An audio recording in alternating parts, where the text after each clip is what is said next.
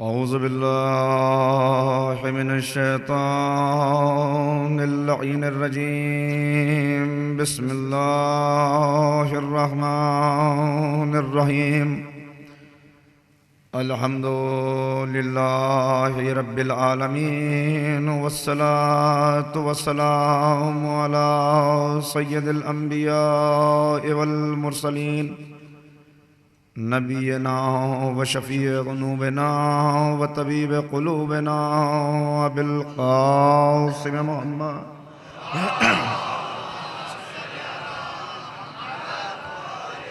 व आलिहि त्तय्यबीन त्ताहिरीन अल-मासूमीन अल-मज़लूमीन अल-मुंतख़बीन अल-मुंतजबीन।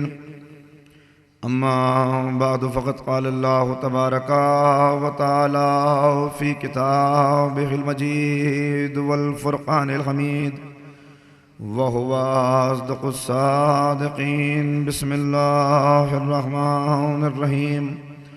व सयअलमुल लज़ीना ज़लमू अय्या मुनक़लबिन यनक़लिबून। सल्लल्लाहु।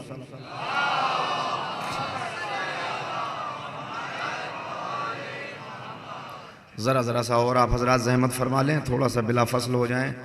पीछे काफ़ी लोग खड़े हुए हैं, जितना मौका हो उतना बैठ जाएं, ज़रूरत पड़े।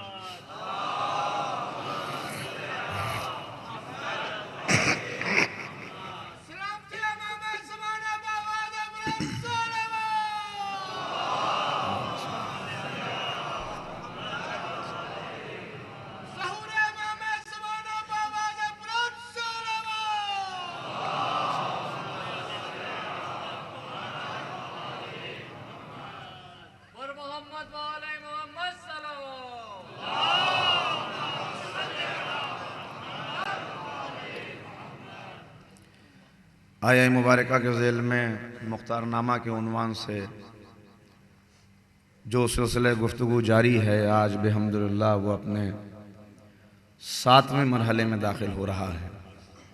आज के बाद हमारी 3 तकारीर बाकी हैं जो जश्न के उन्वान से होंगी, इसलिए कि आज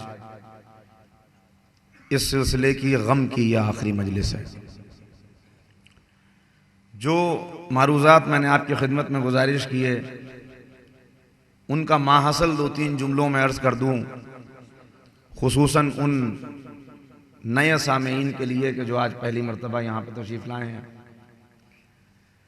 मैंने अर्ज़ ये किया आपकी खिदमत में कि तारीख़ ने दुनियाए शियत के साथ कभी इंसाफ नहीं किया, इसलिए कि तारीख़ हमेशा हुकूमतों के ज़ेर असर लिखी गई और वो शख्सियात कि जिन की इज्जत में इजाफा करने से हुकूमतों को फ़ायदा था, उनके लिए जाली अहादीस और जाली रिवायतें वज़ा की गईं, और वो हस्तियाँ कि जो हुकूमत के लिए ख़तरा थीं, उनकी किरदार कुशी की हर मुमकिन कोशिश तारीख़ ने की। लेकिन उसके बावजूद हम ये देखते चले आए कि तारीख़ शियत मज़लूमियत की तारीख़ है। कौन सा ऐसा जुल्म है जो शियायान हैदर कर्रार पर नहीं किया गया। मैं मुसलसल आपकी खिदमत में इस सिलसिले की कड़ियाँ अर्ज़ कर रहा हूँ। खुलासतन अगर अर्ज़ करूँ तो ये कहा जा सकता है कि आप देखते चले जाइए कि तारीख़ में जितने मज़ालिम हुए, उन मज़ालिम की बुनियाद और उन मज़ालिम का सबब क्या था। अगर आप ये मुलाहिज़ा करें तो नतीजा एक ही निकलेगा, सिर्फ एक नतीजा। साद इब्ने इबादा को क्यों ज़दोकोब किया गया? सबब इश्क़ अहले बैत। अम्मार यासिर को क्यों इतना सताया गया कि वो मर्ज़ फ़तह के अंदर मुब्तला हो गए? सबब इश्क़ अहले बैत। अबू ज़र ग़िफ़ारी को क्यों शहर बदर किया गया? सबब इश्क़ अहले बैत। मालिक इब्ने नुवैरा को क्यों कत्ल किया गया? सबब इश्क़ अहले बैत। आप तारीख़ देखते चले जाइए, नतीजा एक ही सामने आएगा कि सबका जुर्म एक था विलाय हैदर कर्रार, विलाय आले मोहम्मद। मगर मैं आपकी खिदमत में एक जुमला कह के अपने मौजू से मुसलसल होना चाह रहा हूं कि शीयत कोई आंधियों की जद पे रखा हुआ चराग नहीं है जो जुल्म और सितम की आंधियों से गुल हो जाए।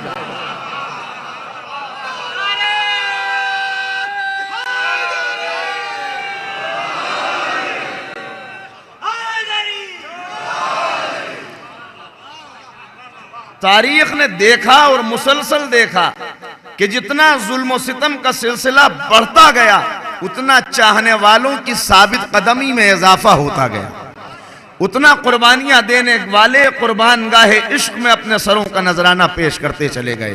तारीख जुल्म सितम करती रही मगर ये साबित कर दिया चाहने वालों ने कि शीयत सब्र के पंजे से जुल्म की कलाई को मोड़ देने का नाम है।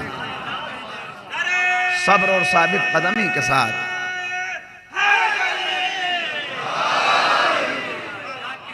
मगर यहां पर रुक एक बात सिर्फ अर्ज कर देना चाहता हूं, बाद में शायद पैगाम देने का मौका न मिले, मैं मुसलसल हो जाऊं अपने मौजू से। वो ये कि अब तक जो मैंने गुफ्तगू की उसका माहसल और उसका मैसेज अगर दिया जाए वो ये है कि इन सारे बुजुर्गों ने जो कुर्बानियां पेश की उन कुर्बानियों को आपने सुना और मुसलसल मेरा साथ देते हुए सुना।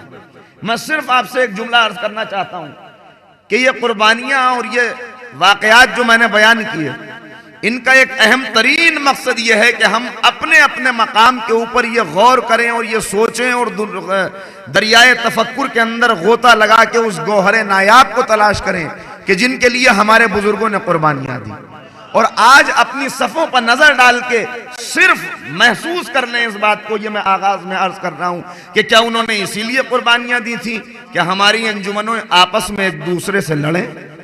क्या इसीलिए कुर्बानियां दी थी कि फर्श अज़ा के ऊपर आने वाले एक दूसरे को नीचा दिखाने की कोशिश करें?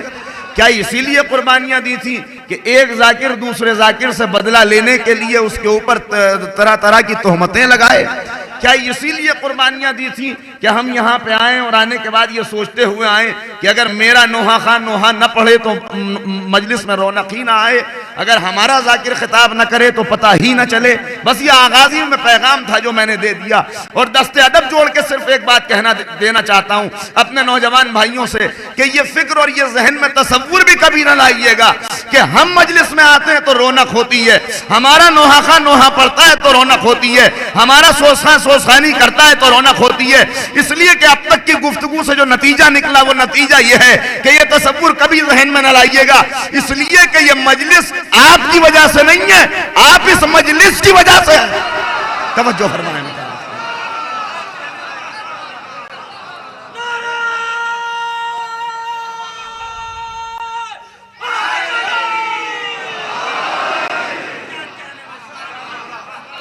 अगर ये गलत तसव्वुर किसी के जहन में पैदा हो गया कि हमारे आने की वजह से मजलिस में रौनक होती है, हमारा दस्ता, हमारी अंजुमन, भाई ये सब बातें फर्श अज़ा के लिए ज़ेब नहीं देती।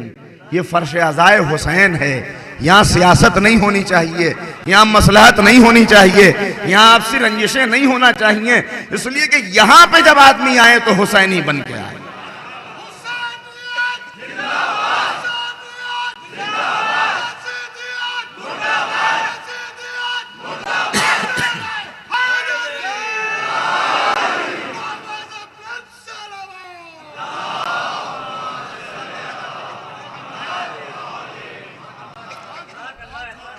इसलिए कि देखिए मैं एक मिसाल और अर्ज कर दूं, अब बात यहां तक आ गई।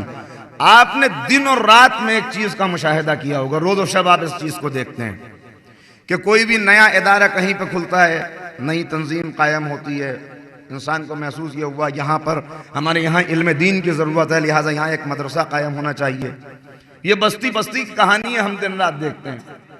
तंजीम बनी, अंजुमन बनी, कुछ दिन गुजरे, उसके बाद चूंकि शैतान हमले करता है इंसान के ऊपर, उसका काम ही है। लिहाजा अब बात यह हुई कि साहब सदर वो क्यों हो गए, सदर तो हमें होना चाहिए। सेक्रेटरी वो क्यों बन गए, सेक्रेटरी हमें बनना चाहिए। नतीजा क्या हुआ, अंजुमन बनी और अंजुमन खत्म हो गई, तंजीम बनी और तंजीम टूट गई। मदरसा खुला और मदरसा बंद हो गया। बस अगर ये बात जहन में, तो एक जुमला अर्ज कर देना चाहता हूं कि कौम जो मदरसे खोलती है वो खुलते हैं और बंद हो जाते हैं। फर्श अज़ाए हुसैन वो वाहिद मदरसा है जो 1400 बरस से खुला हुआ है। अगर इसे भी कौम ने खोला होता, अगर इसे भी कौम ने खोला होता तो ये भी कभी का बंद हो गया होता।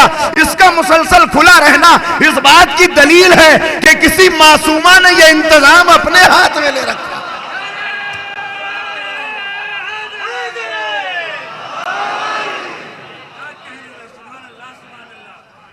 बस दोस्तों,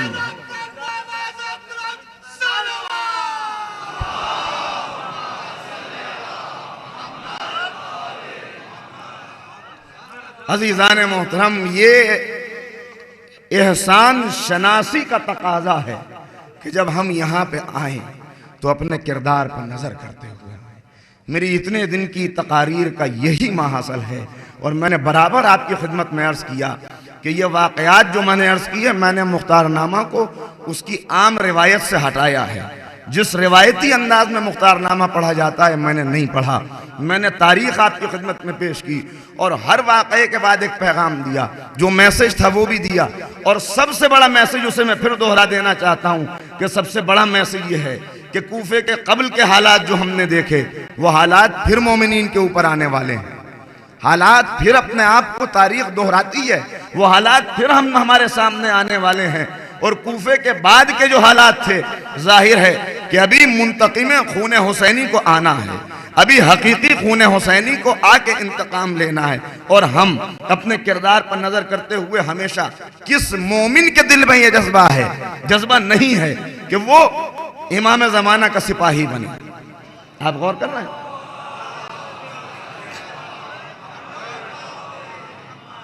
किसके दिल में यह जज्बा नहीं है कि हम नुसरत हुसैन के लिए खड़े हों? किसके दिल में यह जज्बा नहीं है कि हम आका के हम रिकाब हो के दुश्मनों से इंतकाम लें?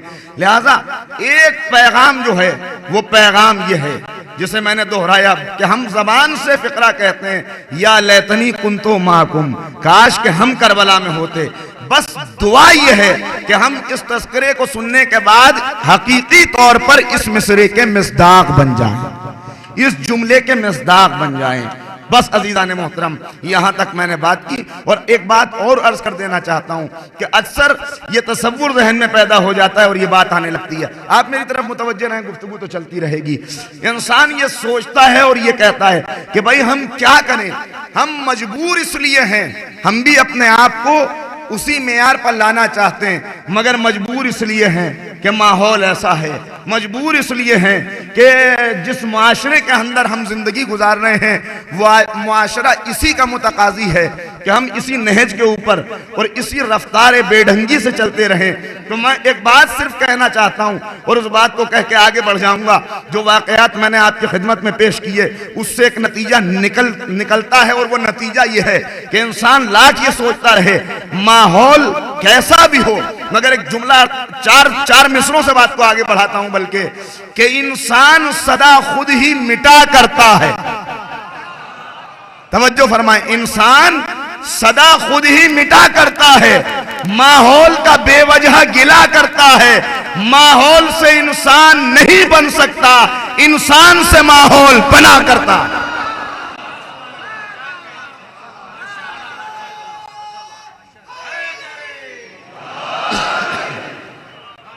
और ज़रा सा और आप जहमत फरमा लें, पीछे से मुंतज़मीन गुजारिश करना है कि थोड़ा सा अगर और जितनी गुंजाइश हो, जितना मौका हो।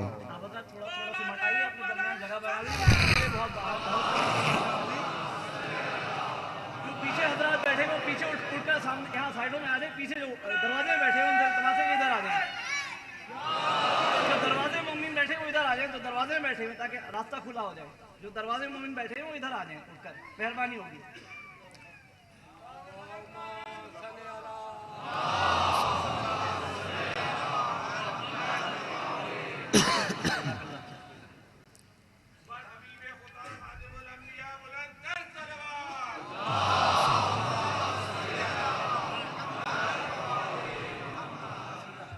अजीज़ान गिरामी, बस अर्ज करने का मकसद यह है कल इस मकाम तक गुफ्तगू पहुंची कि हमने कूफे के हालात के बाद आगे बढ़ के जायजा लिया, और कल हमारी गुफ्तगू तव्वाबीन के ऊपर आकर रुकी थी कि तव्वाबीन वो गिरोह कि जिसके अंदर जनाब सुलेमान इब्न सुर्द खुज़ाई जैसा बुजुर्ग 93 साल का बूढ़ा, मगर उसने ये तय कर लिया कि हमें अपनी जानों का नजराना बारगाह मासूम में पेश करना है।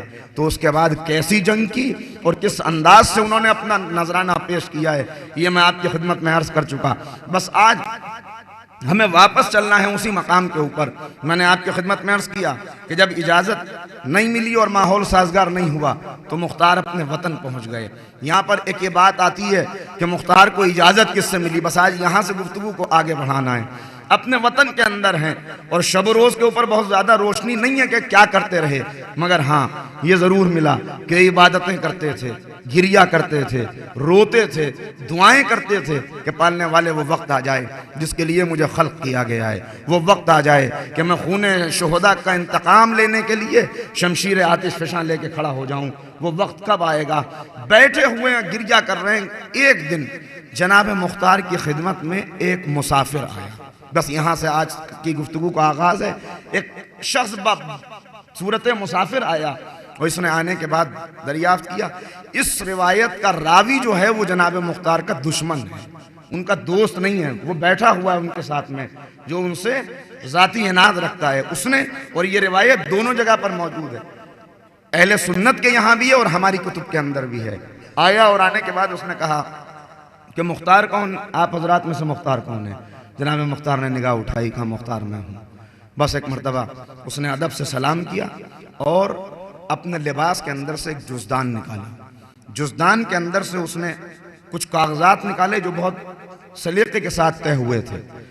कपड़ों को खोलना शुरू किया, एक तह के अंदर दूसरी तह, दूसरी तह के अंदर तीसरी तह। मुख्तार हैरत में है कि कौन है और क्या लेके आया है। एक मरतबा जब सारी तहों को खोल चुका तो एक ख़त निकाल के उसने अपने सर पे रखा, आँखों से लगाया, बोसा दिया और कहा कि आपकी अमानत आप तक पहुँचाने के लिए आया हूँ। कहा ये क्या है? कहा ये आपके नाम रसूल खुदा का ख़त है।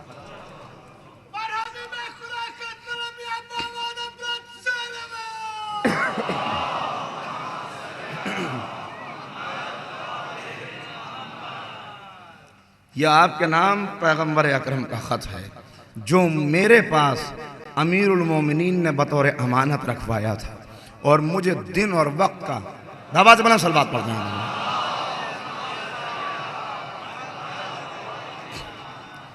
और दिन और वक्त की निशानदेही की थी कि इस वक्त में यह ख़त मुख्तार तक पहुंचा देना। अब आप अंदाज़ा लगा सकते हैं कि क्या कैफियत हुई होगी। हाथ और पैर के अंदर थरथरी आने लगी। एक मरतबा मुख्तार कहते हैं क्या तू सच कहता है? कहा आका मैं बिल्कुल सच कहता हूँ, मुझे आज के दिन की निशानदेही की थी कि मैं ये ख़त आप तक पहुँचा दूँ। कहा तू कसम खा। वो कहता है मैं कुरान की कसम खा के कहता हूँ, मैं सर के ऊपर कुरान रख के कहने के लिए तैयार हूँ कि मैं जो जुमला कह रहा हूँ वो बिल्कुल सच है। ये ख़त आपके लिए है। कांपते हुए हाथों से मुख्तार ने ख़त को लिया, तहरीर को पढ़ना शुरू किया, और अब जो तहरीर को पढ़ा तो चेहरा खिलने लगा, चेहरे के ऊपर चमक आने लगी। एक बार पढ़ा, दूसरी बार पढ़ा, तीसरी बार पढ़ा। लिखा हुआ था है मुख्तार तेरे दिल के अंदर अल्लाह ने हमारे अहले बैत की मोहब्बत डाल दी है। ऐ मुख्तार तुझे तेरी खिलकत का मकसद यह है कि तू मेरे हुसैन के कातिलों से इंतकाम लेगा। मेरे इस ख़त के मिलने के बाद इस काम में तरद्दुद न करना, खड़ा हो जाना, अल्लाह तेरा नासिर व मददगार होगा। ये ख़त कई मरतबा पढ़ने के बाद हिम्मतें जवान हो गईं, वसवसे दिल से निकल गए। कब्ज़ा शमशीर को बोसा दिया और एक मरतबा आवाज़ दे के मुख्तार ने कहा मुख्तार अब ये रोशनी तेरे ऊपर हराम है, अब ये ज़िंदगी तेरे ऊपर हराम है, इसलिए कि तेरी ज़िंदगी कर्ज है। ये ज़िंदगी, ये सांसें तुझ पे कर्ज हैं। बस खड़ा हो जा और अपने मकसद के लिए इमाम की खिदमत में पहुँच। यहाँ से जनाब मुख्तार चले और सीधे जनाब मोहम्मद हनफिया को तलाश करते हुए आए। देखिए मैं अर्ज़ कर चुका हूँ कि इससे पहले मोहम्मद हनफिया को तलाश किया तो मोहम्मद हनफिया से मुलाकात नहीं हो सकी थी, मगर अब जो तलाश करते हुए आए तो जनाब मोहम्मद हनफिया से मुलाकात हो गई। बहुत दिन के बाद जनाब मोहम्मद हनफिया ने अपने बिछड़े हुए शागिर्द को देखा, गले से लगा लिया। बहुत देर तक मुख्तार पुरसा देता रहा, आका अपने भाई का पुरसा लीजिए, करबला के अंदर जो मजालिम हुए उनका पुरसा लीजिए, अपनी बहनों की बेपर्दगी का पुरसा लीजिए। पुरसा देने के बाद जब बहुत देर गिरिया कर चुका तो एक मरतबा मुख्तार ने कहा, आका इसलिए आपकी खिदमत में आया हूँ कि मैं इमाम वक्त की खिदमत में जा चुका हूँ, मगर इमाम ने मुझे कोई वाज़ेह जवाब नहीं दिया। आप हुक्म दें कि मैं क्या करूँ। कहा कि मुख्तार क्या चाहते हो। बस एक मरतबा उस तहरीर को, उस ख़त को जनाब मोहम्मद हनफिया की तरफ बढ़ा दिया। मोहम्मद हनफिया ने ख़त को देखा, नवासे ने नाना की तहरीर को पहचाना, एक एक हर्फ, एक एक लफ्ज़ को बार बार पढ़ा और उसके बाद फ़र्त मसरत में चेहरा खिल गया, खड़े हो गए। खड़े होकर कहते हैं, मुख्तार तेरा इंतखाब किस चीज़ के लिए किया गया है। मुख्तार यकीनन तू कामयाब और कामरान होगा। कहा आका मगर मैं आपके साथ इमाम की खिदमत में जाना चाहता हूँ, इसलिए कि मैं चाहता हूँ एक मरतबा इमाम अपने लबों से मुझे इजाज़त दे दें, अपनी ज़बान मुबारक से मुझे इजाज़त दे दें। कहा कि अच्छा मुख्तार रात होने दे, इसलिए कि अब हमारे घराने का एक ही चश्मो चरहा है, हमारा एक ही मासूम है जो जिंदा है, हुकूमतें हमारी मुखालिफ हैं। मुख्तार तू जानता है हुकूमतों ने हमें क्या दिया है, जख्म दिए हैं, दाग दिए हैं, जवानों की मैयतें दी हैं। बस ए मुख्तार रात होने का इंतज़ार कर। रात हुई, रात के दूसरे पहर जनाब मोहम्मद हनफिया मुख्तार को अपने साथ लेके चले। मुख्तार कहते हैं, आका मेरी सवारी हाजिर है, आप मेरे घोड़े के ऊपर बैठ जाइए। सर झुका के मोहम्मद हनफिया ने कहा, ए मुख्तार जब से मुझे ये मालूम हुआ है कि मेरे भाई का लाशा घोड़ों से पामाल किया गया,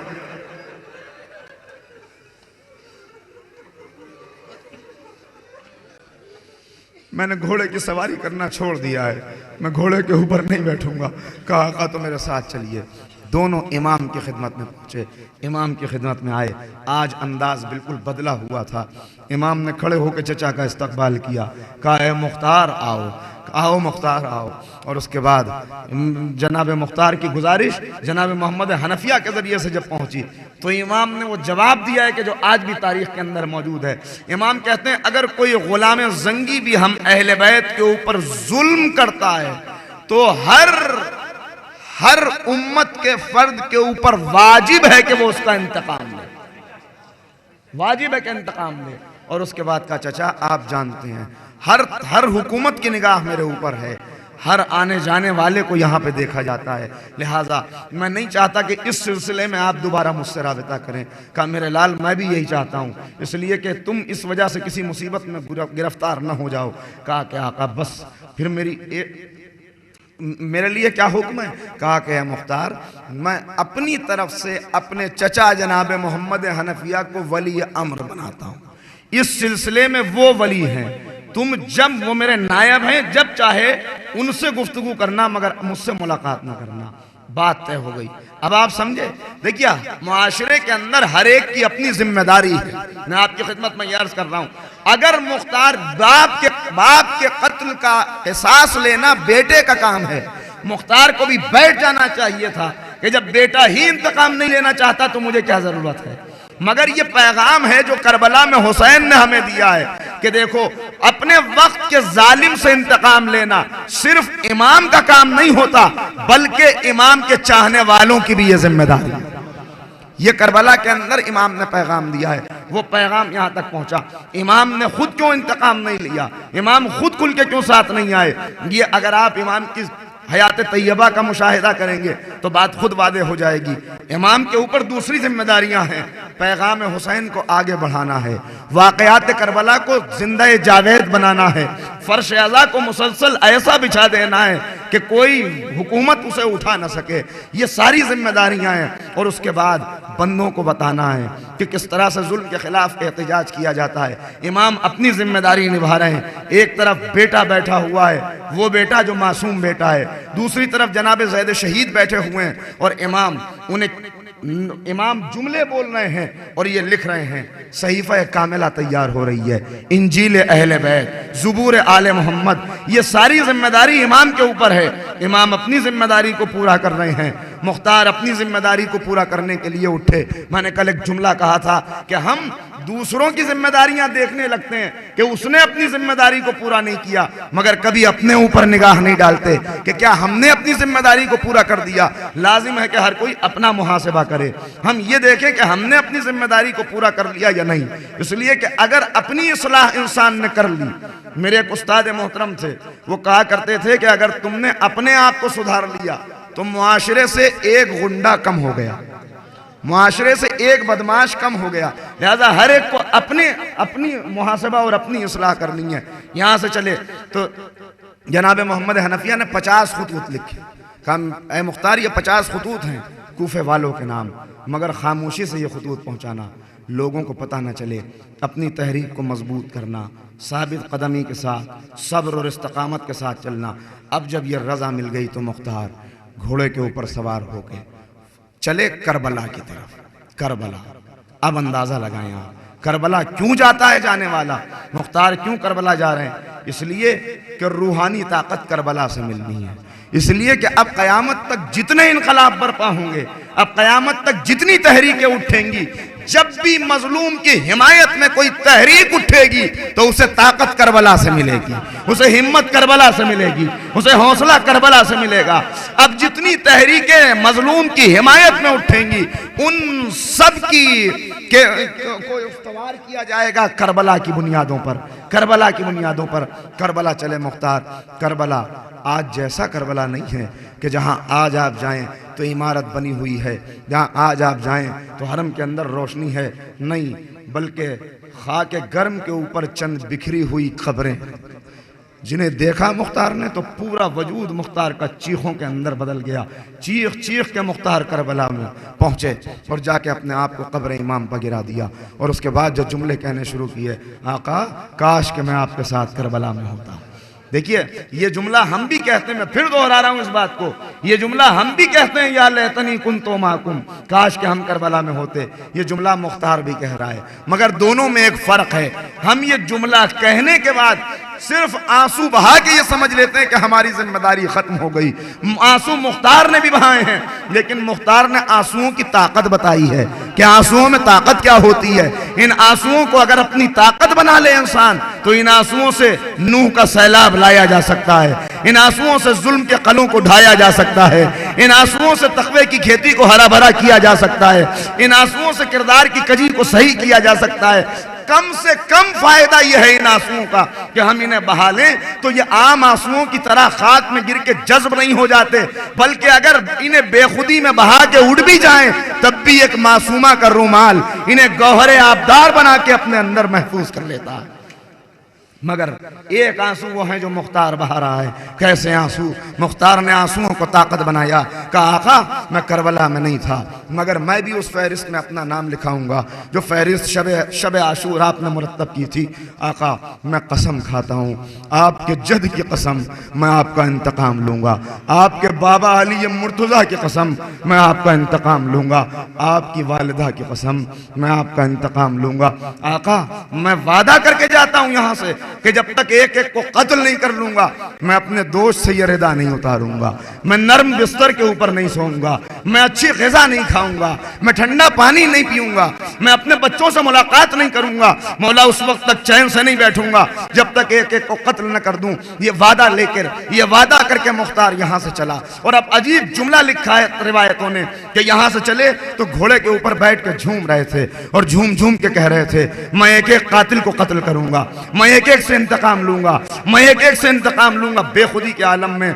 और साथ में एक शख्स है मुख्तार के जो चला जा रहा है। जब उसने ये कैफियत देखी तो एक मर्तबा मुख्तार को मुखातिब करके कहता है, मुख्तार किससे इंतकाम लेगा, किससे इंतकाम लेगा? कहा, मैं जालिम हुकूमत से इंतकाम लूंगा। अब आप खुद समझ जाएं, पहुंच जाएंगे आप, मैं नाम किसी का नहीं दे रहा।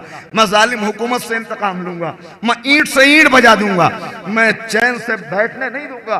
कातिलाने हुसैन को जितने आराम और आसाइशें उन्हें उठानी थी वो उठा चुके, अब मैं उनसे इंतकाम लूंगा। एक मर्तबा सामने वाला कहता है, कैसे इंतकाम लोगे? तुम्हारे पास कौन सी ताकत है? तुम्हारे पास क्या ताकत है? तुम तो कल तक एक कैदी थे। देखिए, ये जुमले हैं जो अक्सर मुआशरे में हम सुनते हैं कि जब कोई ये सलाह करने के लिए उठता है तो लोग कहते हैं, तुम अकेले क्या कर लोगे? आप गौर फरमा रहे हैं? आवाज बुलंद सलवात पढ़ते हैं। आवाज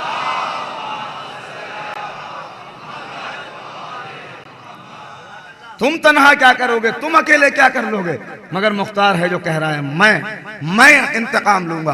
कहा अकेले तुम क्या करोगे, क्या तुम्हें मालूम नहीं, तुम देखना, मेरी इस बात को याद रखना, इस बात को याद रख लो तो इसकी गवाही देना। तो कहने वाला ये कहता हुआ चला कि मुख्तार दीवाना हो गया है, कहने वाला ये कहता हुआ चला कि मुख्तार गैब की खबरें दे रहा है। अब आप समझे कि क्यों ये इल्जाम था कि मुख्तार गैब की खबरें दिया करता था। ये इल्जाम इसीलिए था कि कहने वाला कहता हुआ चला मुख्तार गैब की खबरें दे रहा है, मगर मुख्तार पूरी सदाकत के साथ पूरे दिल की गहराइयों से ये जुमले कह रहा है, मैं इंतकाम लूंगा।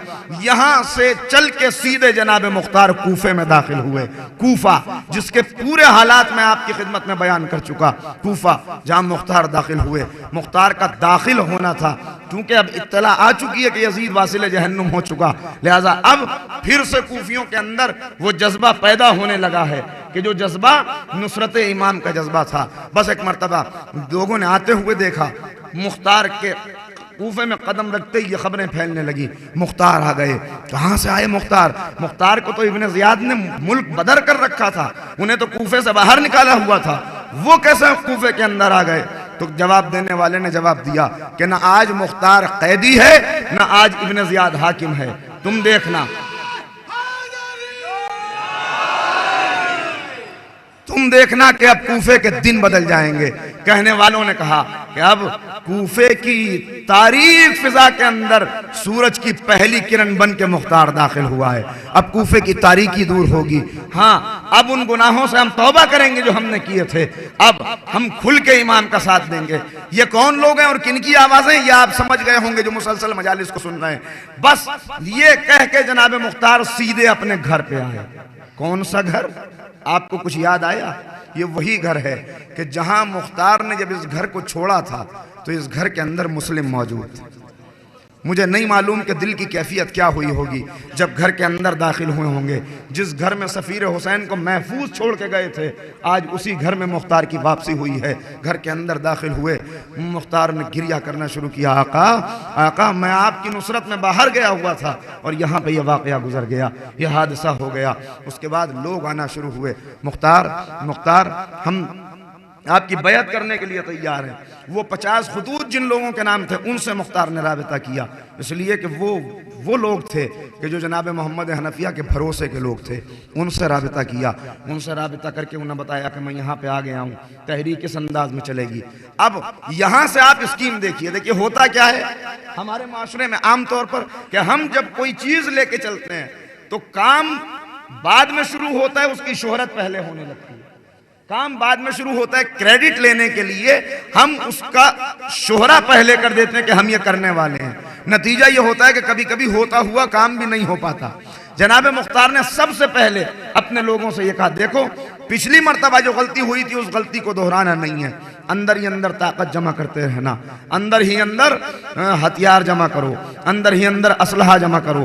अपने लोगों से उन कबीलों में इत्तला भेजी, कौन से कबीले कि जिनसे अहद लिया था जनाब मुस्लिम के ज़माने में, मैं वापस आ गया हूँ, अब इंतकाम लिया जाएगा, अब तुम्हारी ज़रूरत पड़ेगी। देखो उस अहद को भूल न जाना जो उस वक्त तुमने मुझसे किया था। 6 साल के बाद वो अहद याद दिला रहे हैं मुख्तार। सब आमादा हो गए, हर तरफ से तैयारियां हैं, हर तरफ से तैयारियां हैं। अब जिस वाक़े को मैंने छोड़ दिया वहां पे मुझे वापस आना पड़ेगा। इधर तो मुख्तार तैयारियां कर रहे हैं, उधर हुकूमत। अब आप इसका अंदाजा बहुत आसानी से लगा सकते हैं कि कूफे के अंदर कौन कौन है। कुछ वो हैं जो बैत कर रहे हैं यहाँ पे आके, कुछ वो हैं जो शिमर बिन ज़ुल्जोशन की सरदारी में जमा हुए, उसकी क़यादत में। और उन्होंने कहा ये क्या हुआ, हम तो समझ रहे थे कि मुख्तार का खतरा टल गया हमेशा के लिए, ये तो मुख्तार वापस आ गया। मुख्तार तो ये कहता है मैं कातिलों को कत्ल करूंगा।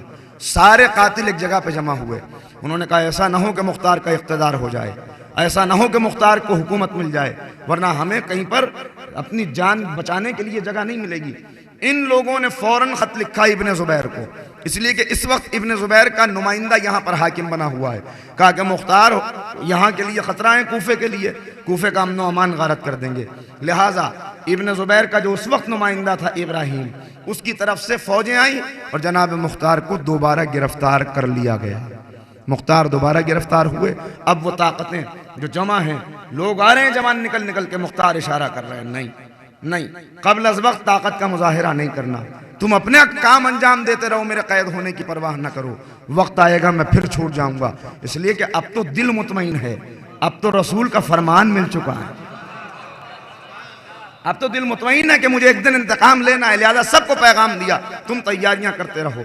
इधर गिरफ्तार हो गए जनाब मुख्तार, उधर वापस आइए, जरा सी देर के लिए मैं आपको लेके चलता हूं शाम। शाम में क्या हो रहा है ये हम देखेंगे। एक मरतबा सलवात पढ़ें बाबा।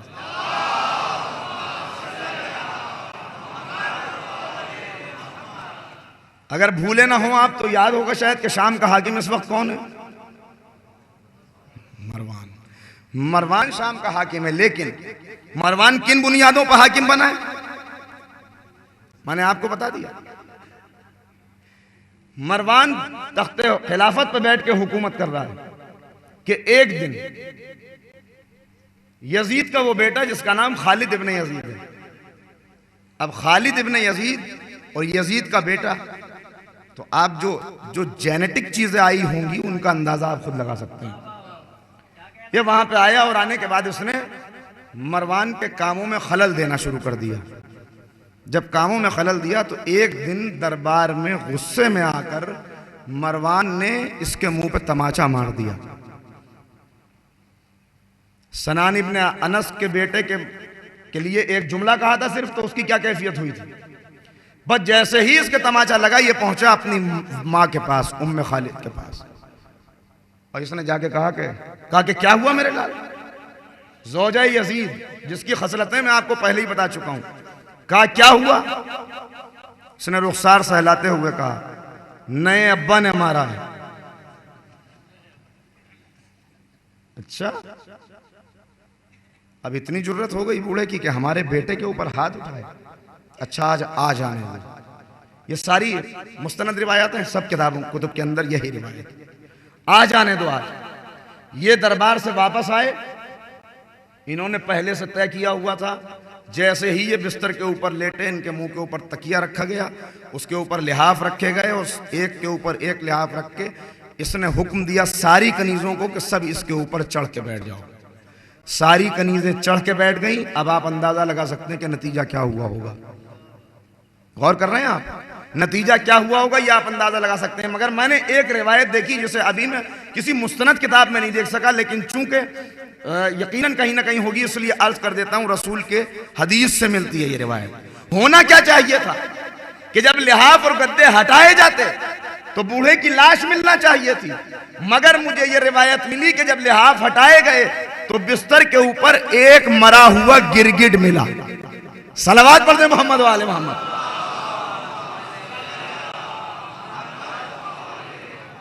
जिन्हें याद होगा रसूल ने क्या हदीस इरशाद फरमाई थी वो समझ गए कि मैं क्या कहना चाह रहा हूं। जिन्हें तीसरी तकरीर याद है वो समझे इस जुमले को कि मैंने क्या कहा। सलवात पढ़े एक और मोहम्मद वाले मोहम्मद।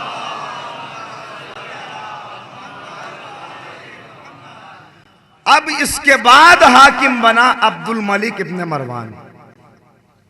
अब्दुल मलिक इब्न मरवान जिसके लिए तारीख में जब भी आप उठा के देखेंगे, वक्त मेरे पास कम रह गया, जाहिर है कि बातें अर्ज करनी है और आज की मजलिस वैसे भी अहम है, मगर ज़रा सा रुक के यहाँ पे एक बात अर्ज कर देना चाहता हूँ, शायद इसके बाद बेहतर मौका ना आ सके।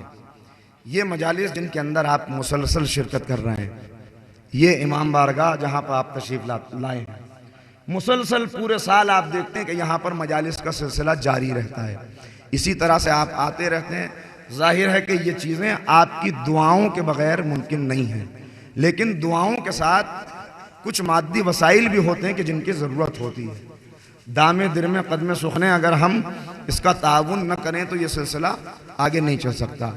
ये इमाम ज़माना की सरपरस्ती में तो सारी चीज़ें हो ही रही हैं, लेकिन मुझे इमाम सज्जाद का एक अमल यहाँ पे याद आता है कि इमाम जब किसी को ताउन किया करते थे या किसी को की मदद करते थे तो खड़े होकर ताज़ीम से उसके हाथ में वो रकम दिया करते थे। किसी ने पूछा, मैं ये नहीं कह रहा कि आप यहाँ पे ऐसा करें, मिसाल दे रहा हूँ, किसी ने पूछा कि आका आप इतने एहतराम से क्यों ये रकम देते हैं, तो इमाम फरमाते थे कि ये मैं साइल के या ज़रूरतमंद के हाथ में नहीं दे रहा, बल्कि ये मैं अल्लाह की बारगाह में दे रहा हूं।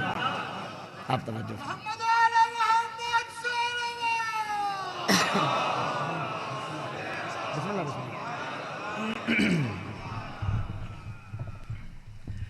मोहम्मद वाले मोहम्मद सल्लल्लाहु अलैहि वसल्लम। एक दो ऐलानात हैं, समाज फरमा लीजिए। कल इस इमाम बारगाह में आखिरी मजलिस अय्याम अज़ा की आखिरी मजलिस अज़ा बर्पा होगी बाद नमाज ज़ोहरैन के बाद इंशाअल्लाह। और वो इस इमाम बार मौजूदा इमारत की भी आखिरी मजलिस होगी। और उसके बाद दो तकारीर मौलाना की और होंगी जो कि जश्न के सिलसिले में होंगी, यानी कल रात को और परसों रात को। तो जुमा हफ्ता इतवार जो तकारीर होंगी वो जश्न के सिलसिले में होंगी। मुख्तारनामा जारी रहेगा। आप हज़रात से इल्तिमास है कि इन तमाम प्रोग्राम में शिरकत फरमा कर सवाबदार हासिल करें। पर मोहम्मद वाले मोहम्मद सल्लल्लाहु। हाँ, और मैंने एक अहम ऐलान समाप्त फरमाइए कि आज इस मजलिस सज़ा के बाद हमारी लाइब्रेरी में जो ऑडियो वीडियो कैसेट और सीडीज़ हैं तमाम उनकी आज सेल लग रही है। जो हज़रात से इस्तेफ़ादा हासिल करना चाहें वो कर सकते हैं। और मोहम्मद वाले मोहम्मद सल्लल्लाहु।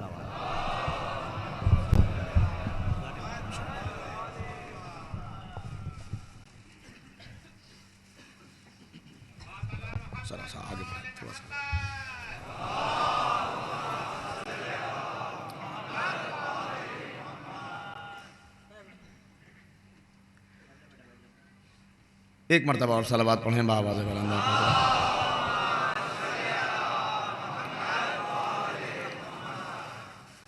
ज़रा सा मैंने इसलिए रोक दिया ताकि मुझे दरमियान में न रुकना पड़े और थोड़ा सा सिलसिला शायद एक दो चार मिनट मैं भी आगे बढ़ जाऊँ अपने वक्त से।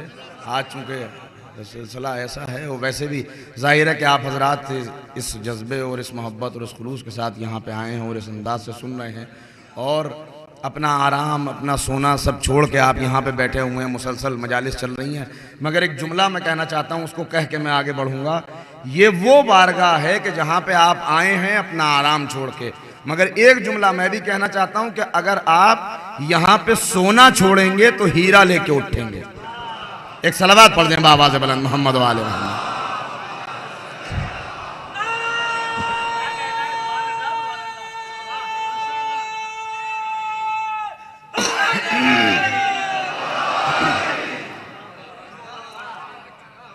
ये वो हाकिम है, बस अब मुझे नाम नहीं दोहराना, आप खुद तलाश करें, कि जिसके जुल्म की दास्तान इतनी तवील है कि मैं बयान नहीं कर सकता। भाई इतना समझ लीजिए कि तारीख के अंदर कुछ नाम तो ऐसे हैं कि नाम लेते ही आप समझ जाते हैं कि ये किसका तस्करा किया जा रहा है। उन्हीं में एक नाम है हज्जाज इब्ने यूसुफ सक़फ़ी। अब्दुल मलिक इब्ने मरवान जब हाकिम हुए तो इन्होंने, तारीख़ मसूदी के अंदर ये जुमला मौजूद है कि जब भी ये निकलते थे कहीं तो कुरान इनके सीने से लगा रहता था, और लोग देख के कहते थे कि ये देखिए कुरान को सीने से लगाने वाला मुत्तकी और परहेजगार इंसान जा रहा है। लेकिन जब ये हाकिम हुए सबसे पहले इन्होंने कुरान को अपने से जुदा किया, और बड़ा सख्त जुमला है, कहना नहीं चाह रहा था मगर सुन लीजिए। शराब की हौज में कुरान को डाल के कहा कि आज से तेरा और मेरा रिश्ता खत्म। और उसके बाद इन्होंने गवर्नरी दी बसरे की अपने गवर्नर हज्जाज इब्ने यूसुफ सक़फ़ी, हज्जाज कि जिसने अपने 20 साला दौर में 1.5 लाख शिया यानी अली को कत्ल किया। 1.5 लाख शिया यानी हैदर कर्रार को कत्ल किया। 50,000 को इस तरह कैद करके रखा कि जबान लरसती है और जज्बात काबू में नहीं रहते कि किस तरह से वो जुमला कहूं। इस तरह से कैद रखा, बस जिन्हें 1991 याद है वो मेरा जुमला समझ जाएंगे।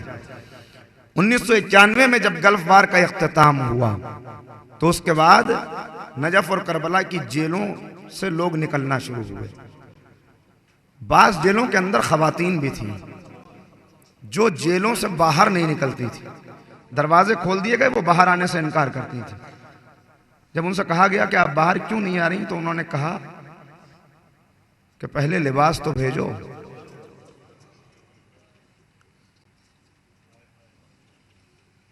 ये वो जालिम हुक्मरान था कि जिसने ऐसे जुल्म किए हैं कि जिनको मिंबर से मैं बयान भी नहीं कर सकता।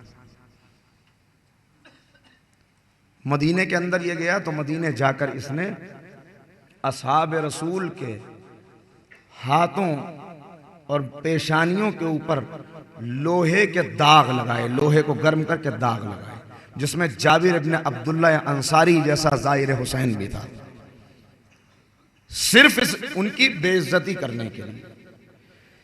इसका मकसद सिर्फ एक था, इसकी जिंदगी का मकसद था कि जो मौजूदा हुकूमत है इस हुकूमत को सही ठहराना और इसके गद्दारों को खत्म करना। मैंने आपकी खिदमत में अर्ज किया था, जिस पे बाज नौजवानों को ताज्जुब हुआ और उन्होंने बाद में पूछा कि क्या वाकई खाने काबा के ऊपर हमला किया गया था, क्या वाकई खाने काबा के ऊपर पत्थर और आग बरसाई गई थी? एक मरतबा नहीं भाई, 2 मरतबा। दूसरी मरतबा ये शख्स था हज्जाज इब्न यूसुफ कि जिसने खाने काबा के ऊपर दोबारा हमला किया, दोबारा खाने काबा पे आग बरसाई गई और वहां से इब्न जुबैर को निकाल के कत्ल किया गया। आप गौर कर रहे हैं, दूसरी मर्तबा खाने काबा के ऊपर हमला हज्जाज ने किया। ये वो शख्स था कि जिसे जो ये कहता था मुझे उस वक्त तक लुत्फ नहीं आता, मजा नहीं आता कि जब तक मैं किसी अली वाले का खून बहता हुआ न देख लूं।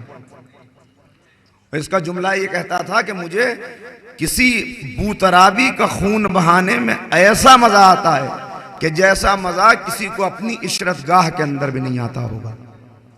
अब आप अंदाजा लगाएं, ऐसा इंसान जब गवर्नर बनाया गया तो इस तक वो इत्तला पहुंची। मैंने आपसे एक जुमला कहा था कि जब करबला से निकल रहे थे तो मुख्तार क्या कह रहे थे, मैं इंतकाम लूंगा, और साथ में कोई शख्स था जो चल रहा था। जैसे ही हज्जाज यहां पर गवर्नर बना, उसने आके ये इत्तला पहुंचा दी कि तुम्हें मालूम है तुम बड़े हुकूमत के तरफदार बनते हो, मगर मुख्तार है जो ये कहता फिरता है कि मैं खून हुसैन का इंतकाम लूंगा और एक एक कातिल को चुन के कत्ल कर दूंगा। चुनाचे इसने अपनी फौजों को भेजा। मैंने बीच के कुछ वाकयात छोड़ दिए जान के, उन्हें मैं बाद में अर्ज करूंगा। ये मैंने कहा था मेरी मजबूरी है, मुझे कभी कभी बात का वाकया पहले पढ़ना पड़ता है और पहले का वाकया बाद में, मगर मैं आपको बताऊंगा जरूर। ये इत्तला भेजी कि गिरफ्तार कर लो मुख्तार को, और मुख्तार को गिरफ्तार करके इसके दरबार में पेश किया गया। बस ये मंजर आप देख लें और अंदाजा करें कि अली वाले किस यकीन और किस इत्मीनान के साथ दरबारों में जाते हैं। जो मौत से डर जाए वो अली वाला नहीं है, जो अपनी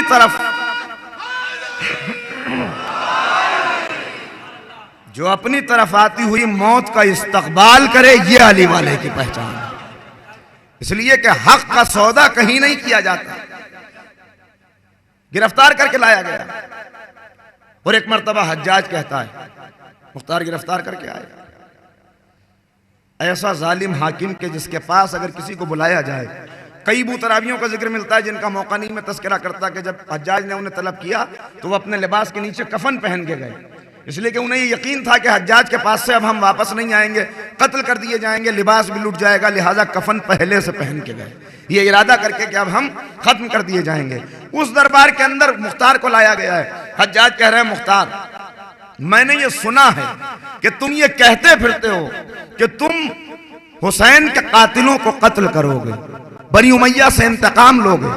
मुख्तार ने एक निगाह गलत डाली और कहा कि हज्जाज तूने गलत सुना है, मैं ये कहता नहीं फिरता कि मैं हुसैन के कातिलों को कत्ल करूंगा, बल्कि अल्लाह ने मुझे पैदा ही इसलिए किया है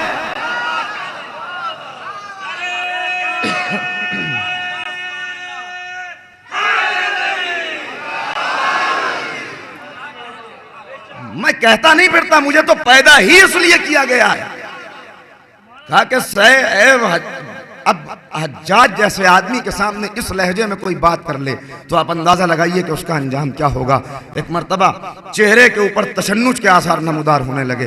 गुस्से के अंदर भर के हज्जाज ने कहा कि मुख्तार क्या तू जानता नहीं है कि मेरी तलवार किस तरह सरकशों को सजा देती है? मुख्तार मुस्कुराए और मुस्कुरा के कहा कि सुन सुन, एक तलवार नहीं, अगर दुनिया के सारा फौलाद ढाल के तलवार बनाई जाए, उसे इंतहाई कातिल जहर में बुझाया जाए, तू उससे मुझे कत्ल कर दे, मेरी लाश को जला दे, तो उसके बाद मेरी राख जमा होगी, फिर जिस्म मिलेगा, फिर हड्डियां आएंगी, इसलिए कि मैं उस वक्त तक मर नहीं सकता जब तक तुझ जैसे 3,83,000 को कत्ल न कर दो। मौत नहीं आ सकती उस वक्त तक।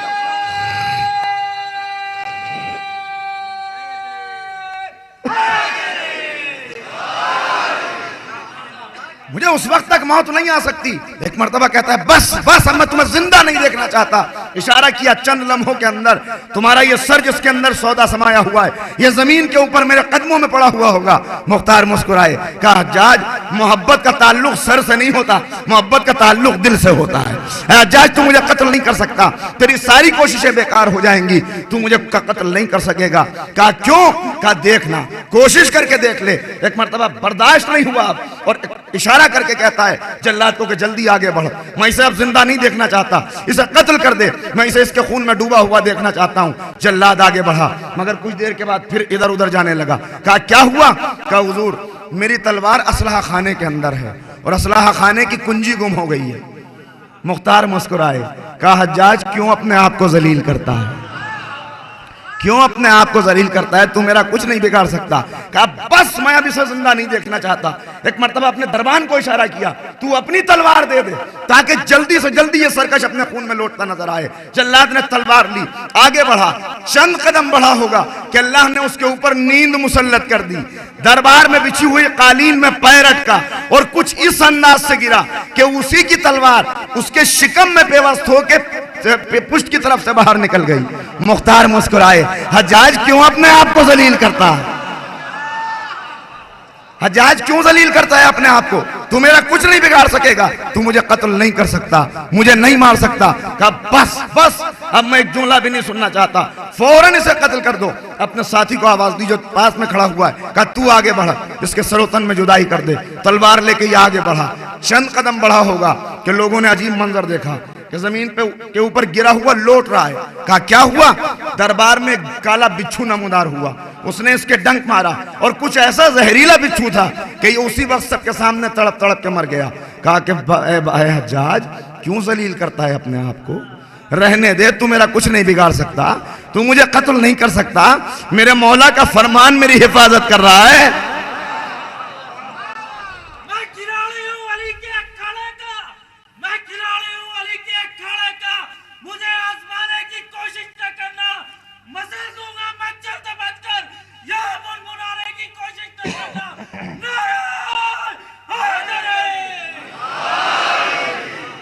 कहा कि अपने आप को जलील न कर, तू मेरा कुछ नहीं बिगाड़ सकता। खुदा की कसम, ये यकीन की दौलत अगर किसी के पास हो तो वो अली वाला है, ये ईमान की दौलत अगर किसी के पास हो तो वो अली वाला है। बस एक मर्तबा कहा कि बस अब मैं बर्दाश्त नहीं कर सकता। दूसरे को इशारा किया, तू आगे बढ़ जा। उसने हाथों को जोड़ा, उसने कहा हुजूर मेरे छोटे छोटे बच्चे हैं, मेरे ऊपर रहम कीजिए। मुख्तार मुस्कुराए, मुस्कुरा के कहा हज्जाज तू मेरा कुछ नहीं बिगाड़ सकता। और उसके बाद एक अजीब जुमला कहा, अगर मुझसे इंतकाम लेने का इतना ही शौक है तो तू खुद क्यों नहीं आ जाता तलवार लेकर। तवज्जो फरमाएं, चार्ज कर रहा, तू खुद तलवार लेके आगे क्यों नहीं बढ़ जाता। बस एक मर्तबा अपने होंठों को चबाने लगा और अपनी तलवार निकाल के पास खड़े हुए गुलाम से कहता है, अगर तू आगे न बढ़ गया तो मैं तेरी गर्दन मार दूंगा, या तो तू मुख्तार की गर्दन काट गया मैं तेरी गर्दन काटूंगा। गुलाम बादिल नाखास्ता आगे बढ़ा, मुख्तार के बालों को पकड़ा, खींच के दरमियान में लेके आया, उस चटाई को बिछाया जो चमड़े की चटाई जिससे खून गिरे तो कालीन गंदा ना हो। रुकू के आलम में मुख्तार को झुकाया, तलवार को आलम किया।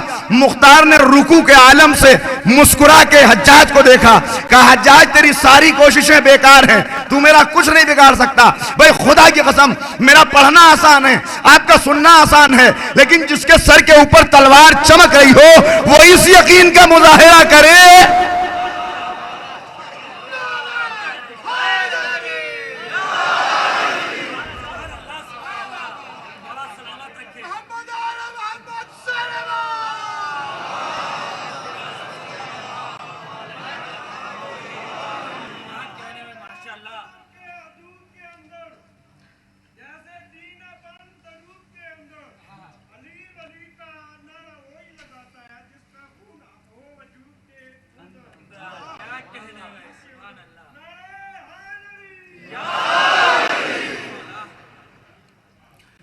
अजीज़ान गिरामी, बस अब इसके बाद गुंजाइश नहीं थी कि किसी भी तरह से जब्त कर सकता। का तलवार लिए हुए तलवार चलाता क्यों नहीं। उसने भरपूर तरीके से तलवार उठाई ताकि तलवार को चला दे कि दरबार में एक आवाज गूंजी, खबरदार, जहां हो उसी जगह पर रुक जाओ, तलवार चल ना जाए। झुंझला के हज्जाज ने देखा कि कौन है जो मेरे हुक्म के दरमियान में आ रहा है। तो एक मर्तबा आने वाले ने आवाज दी, हज्जाज, मैं अब्दुल मलिक का कासिद हूं, खत लेके आया हूं, यहां पे रुक जा, बस इस मंजिल तक आपको लेके आना था। देखिए, दो चीजें हैं जिन पे मैं बार बार जोर दे रहा हूं, उन्हें फिर दोहरा रहा हूं इस वक्त। मवालियान हैदर कर्रार मौजूद हैं, यकीनन नाम अली आता है तो जज्बा विला और जज्बा इश्क के अंदर झूम के आप मौला का नारा लगाते हैं। मगर दो चीजें हैं, चूंकि इमाम आने वाले हैं, चूंकि हमें इमाम का सिपाही बनना है, लिहाजा दो चीजें हैं जिनके ऊपर पूरी तवज्जो देनी है, एक अकीदा, दूसरा अमल। तवज्जो फरमाए, मैं क्या अर्ज कर रहा हूं, एक अकीदा, दूसरा अमल। ये पैगाम मुख्तार ने हमें दिया है, ये पैगाम अली वालों ने हमें दिया है। अगर अकीदा मजबूत नहीं होगा तो दुश्मन बड़ी तेजी से हमला कर देगा, अगर अमल कमजोर होगा तो इमाम के आने में हम खुद रुकावट पैदा करेंगे। तवज्जो ही नहीं फरमा रहे, मैं क्या अर्ज कर रहा हूं। देखिए, ये फर्श अज़ा है, मैंने पहले जुमले दोहरा दिए थे, उन जुमलों को फिर ला रहा हूं। ये फर्श अज़ा है, यहाँ पे आने का एक तकद्दुस है, यहाँ पे आने का एक तरीका है। खुदा हर अली वाले और हर नौजवान की सीने के अंदर कुव्वत हैदरी और बाजुओं के अंदर ताकत अब्बास अता कर दे। खुदा करे हर कोई मौला का सिपाही बन जाए। सलावत पढ़े मोहम्मद वाले मोहम्मद।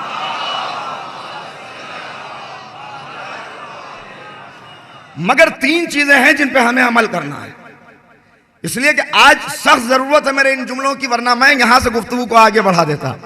मगर ये बातें भी पहुंचानी जरूरी। हुसैनियत के तीन दुश्मन हैं, तवज्जो फरमा, हुसैनियत के तीन दुश्मन। एक दुश्मन वो जो जाते हुसैन का दुश्मन है, जिसने इमाम हुसैन को करबला में शहीद किया, शेम्र, हुरमला, सनान इब्न अनस, इब्न जियाद, उमर साद वगैरह वगैरह, वो है जाते हुसैन के दुश्मन। दूसरा दुश्मन है जिक्र हुसैन का दुश्मन। जिक्र हुसैन का दुश्मन ये चाहता है कि हुसैन का जिक्र रुक जाए, अगर हुसैन का जिक्र रुक गया तो हुसैन का पैगाम रुक जाएगा। और तीसरा है मकसद हुसैन का दुश्मन। मकसद हुसैन का दुश्मन यह चाहता है कि हुसैन का मकसद खत्म हो जाए, अगर मकसद खत्म हो गया तो हुसैन खत्म हो जाएंगे। याद रखिए, हम हुसैनी हैं, हम मौला के चाहने वाले हैं, हमें इन तीनों दुश्मनों से इंतकाम लेना है। पहले दुश्मन से इंतकाम का तरीका यह है कि हम अपने आप को या लेतनी कुंतो माकुम का मिसदाक बना दें, ताकि जब इमाम आए, ताकि जब दुश्मन आए तो उन दुश्मनों को कत्ल करने वालों में हमारा भी नाम हो, इमाम के हमरकाब होकर लड़ने वालों में हमारा भी नाम हो। बाकी रही दो चीजें, जिक्र हुसैन की हिफाजत हमें करनी है, मकसद हुसैन की हिफाजत हमें करनी है। यह हिफाजत करना हम सब की जिम्मेदारी है। मसला बहुत आसान है और बहुत ज्यादा मुश्किल बात भी नहीं है। बस अगर जिक्र हुसैन को बचाना है तो इमाम बाड़ों के अंदर आइए, अगर मकसद हुसैन को बचाना है तो मस्जिदों के अंदर जाइए।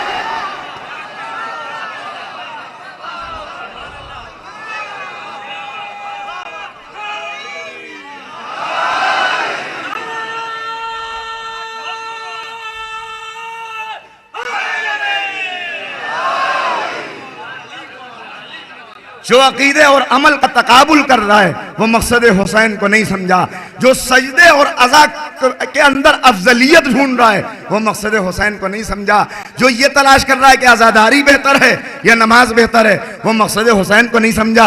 ये कैसा तकाबुल है, ये कौन सा मुकाबला आप कर रहे हैं भाई, जरा गौर तो कीजिए, ये कौन सा मुकाबला कर रहे हैं, नमाज और हुसैन का मुकाबला। अरे अस्तगफिरुल्लाह, नमाज अमल का नाम है, हुसैन आमिल का नाम है।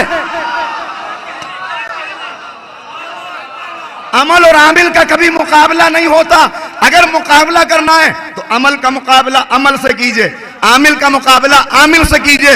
नमाज अमल, रोजा अमल, हज अमल, ज़कात अमल, खुमुस अमल। अगर मुकाबला करना है तो यूं कीजिए, नमाज अफजल है कि रोजा अफजल, नमाज अफजल है कि हज अफजल, नमाज अफजल है कि ज़कात अफजल। और अगर वहां मुकाबला करना है तो यूं मुकाबला कीजिए, हुसैन अफजल है कि आदम अफजल, हुसैन अफजल है कि इब्राहिम अफजल, हुसैन अफजल है कि मूसा अफजल। और जवाब हमेशा एक मिलेगा, जवाब हमेशा एक मिलेगा कि नमाज हर अमल से अफजल है, हुसैन हर आमिल से अफजल।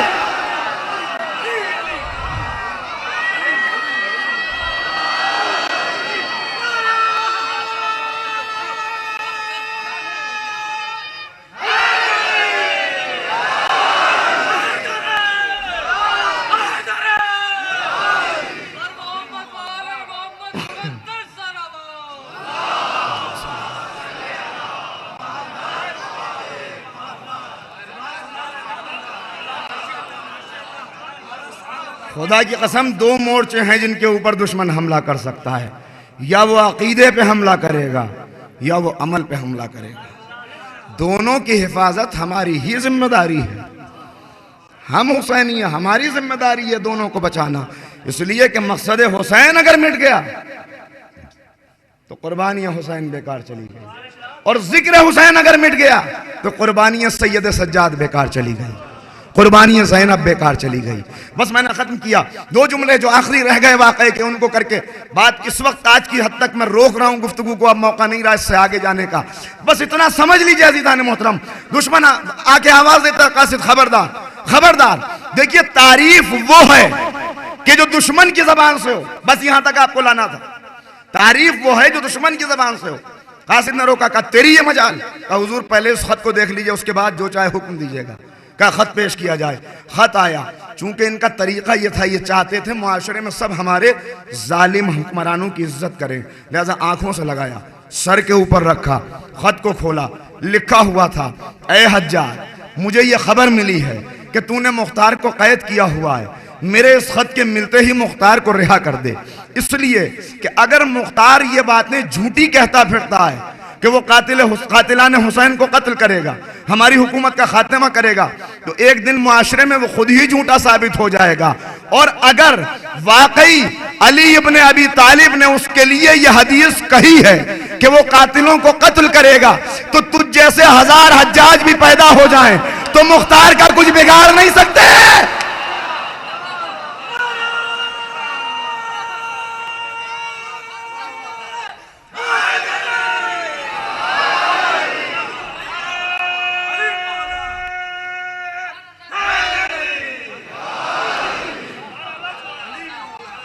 तुम कुछ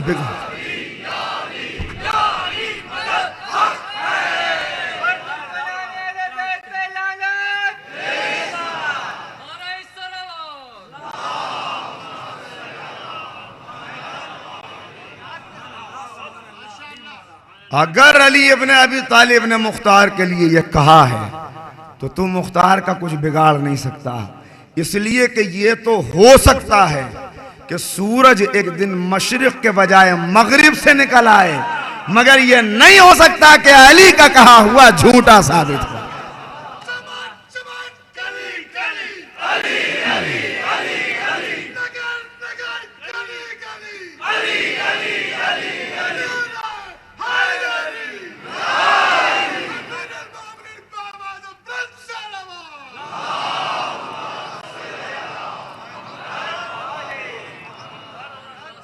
बस अजीज़ान मोहतरम, मैंने गुफ्तगू को ख़त्म किया, और जिस जज्बे और जिस मोहब्बत के साथ और जिस हौसला अफजाई के साथ आपने इस गुफ्तगू को सुना है, यकीनन मेरे पास लफ्ज़ें नहीं है कि मैं कलिमात तशक्कुर अदा कर सकूं।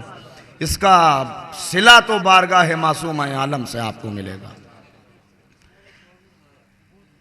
शायद बाद में वक्त न मिले, इसलिए आज शब शहादत है और अहम मजलिस है। और मैं ये भी आपकी खिदमत में अर्ज़ कर दूं कि मैं सिर्फ इमाम ही के मसाइब पढ़ता, लेकिन चूँकि आज मेरी भी ये आखिरी तकरीर है इस लिहाज से कि आज के बाद मजलिस गम नहीं होगी, लिहाजा कल जो तस्करा मैंने छोड़ दिया था शिमर के मजालिम का, मसाइब पढ़ने के बाद एक टुकड़ा सिर्फ आखिर में मैं वो पढ़ूंगा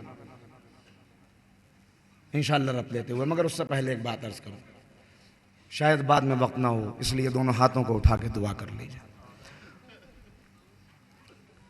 माबूद हमारी इस इबादत को कबूल फरमा, जो बीमार हैं उन्हें शिफाए कामिला वाजिला अता फरमा, जो बेरोज़गार हैं उन्हें बेहतरीन रोज़गार इनायत फरमा। माबूद हमें दुनिया और आखिरत में रुसवाई से महफूज रख। माबूद जहाँ जहाँ मोमिनीन हैदर करार हैं उन्हें जान माल इज़्ज़त आबरू की हिफाजत फरमा। जो हमारे दरमियान बीमार हैं उन्हें शिफाए कामिला अता फरमा। जो इस वक्त की इक़्तिसादी मार की वजह से परेशान हैं, माबूद उनके नुकसान को नफ़े में बदल दे। बारे इलाहा जल्द अज जल्द हमारे इमाम के ज़हूर में ताजील फरमा और हमें सरकार के अंसार ऐवान में शुमार फरमा। बस अज़ीज़ान मोहतरम, हर एक की अपनी ज़िम्मेदारी है। मैं अर्ज़ ये कर रहा था, इस तस्करे को सुनने के बाद हमारी जिम्मेदारी भी है कि हम अपने अपने लिहाज से गौर करें। 2 महीना 8 दिन हमने मजालिस सुनी। इन मजालिस को सुनने के बाद अगर किरदार के अंदर ज़रा सी तब्दीली आई, अगर फ़िक्र ज़रा सी बदली, अगर वाक़ईन ज़रा सी भी तब्दीली आ गई, तो इन मजालिस का सुनना हमारे लिए पूरी तरह से सूदमंद साबित हुआ। और अगर मजलिस में आए, जितनी देर यहाँ रहे उतनी देर तो हाजिर रहे, मगर निकलने के बाद हम भूल गए कि किसका जिक्र लेके सुन के उठे हैं, तो यकीन जानिए फिर उसके बाद मेरे पास जुमले नहीं कि मैं इसके आगे कह सकूं। आने का अज्र तो अपनी जगह है, सवाब तो अपनी जगह है, वो तो कोई ले ही नहीं सकता आपसे। लेकिन इन आंसुओं का एक फ़ायदा ये भी है कि इंसान अपने किरदार की खेती को इससे परवान चढ़ा सकता है। हमें आज वो दौर नहीं है, ज़माना बदल रहा है, ये बातें सही हैं। आज इस्लाम के ऊपर हमला है, ये बात भी सही है, मगर एक जुमला आपकी खिदमत में अर्ज करके बस बात को ख़त्म करना चाह रहा हूँ। आज हर तरफ से आवाज़ें आ रही हैं, इस्लाम खतरे में है, इस्लाम खतरे में है, इस्लाम खतरे में है। मैं इस मौके पे आके बस एक जुमला कहा करता हूँ कि उन बुजुर्गों की जिनका हम तस्करा कर रहे हैं, जिम्मेदारी बहुत ज़्यादा थी, इसलिए कि उन्हें अपनी जान देकर शरीयत की हिफाजत करना था, इस्लाम को पामाल होने से बचाना था, इस्लाम के उसूलों को मिटने से बचाना था, इसलिए उन्होंने खून दिया। आज वो जिम्मेदारी तो हमारी नहीं है, इसलिए कि दुनिया के लिए होगा इस्लाम खतरे में, मगर हकीकत यह है कि मैं एक जुमला कहता हूं कि इस्लाम खतरे में है नहीं, इस्लाम खतरे में था वफात रसूल से लेकर 10 मुहर्रम 61 हिजरी तक। तवज्जो फरमाएं, जुमला मेरा बड़ा था, आपने उतना गौर नहीं किया उसके ऊपर। कितना खतरे में था इस्लाम, यही तो मैं आपको बताता चला आ रहा हूं। खाने काबा पे हमला हुआ, क्या इस्लाम खतरे में नहीं था? आज कौन है खाने काबा का दुश्मन? मदीना पामाल हुआ, क्या इस्लाम खतरे में नहीं था? बुध के दिन जुमा हुआ, क्या इस्लाम खतरे में नहीं था? कितना खतरे में था इस्लाम? इस्लाम खतरे में था वफात रसूल से लेकर 10 मुहर्रम 61 हिजरी तक, मगर अब सुबह आशूरा से लेकर सुबह कयामत तक मुसलमान खतरे में हो सकता है, इस्लाम खतरे में नहीं हो सकता।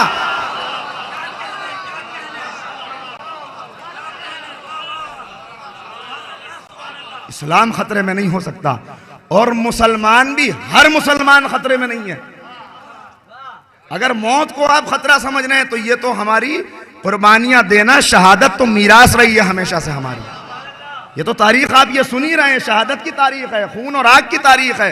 आग और खून के दरिया को पार करके ये दौलत हमने यहां तक पहुंचाई है, तो वो खतरा नहीं है। लेकिन तो मुसलमान के लिए भी खतरा नहीं, वो मुसलमान जो बेअमल मुसलमान है, वो अमल मुसलमान जो कमजोर अकीदे का मुसलमान है, वो मुसलमान जो करबला से दूर मुसलमान है, उसके लिए खतरा हो सकता है।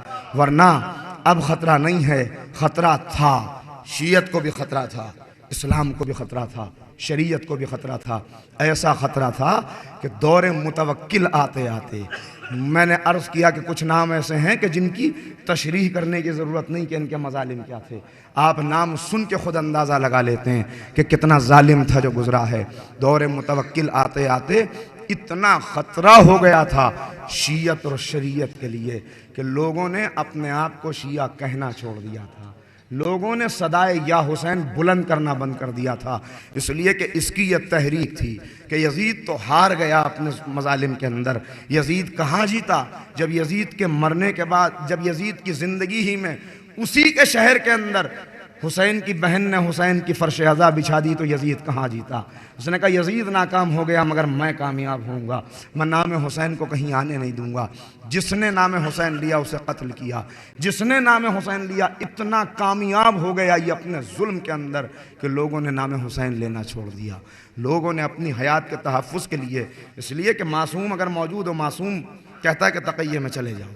अब ये मौका है, हालात के एतबार से फतवे बदलते हैं, हालात के एतबार से अहकाम शरीयत बदलते हैं, लिहाजा उस वक्त का माहौल चूँकि बढ़ाना था इस पैगाम को आगे, लोगों ने नाम लेना बंद कर दिया।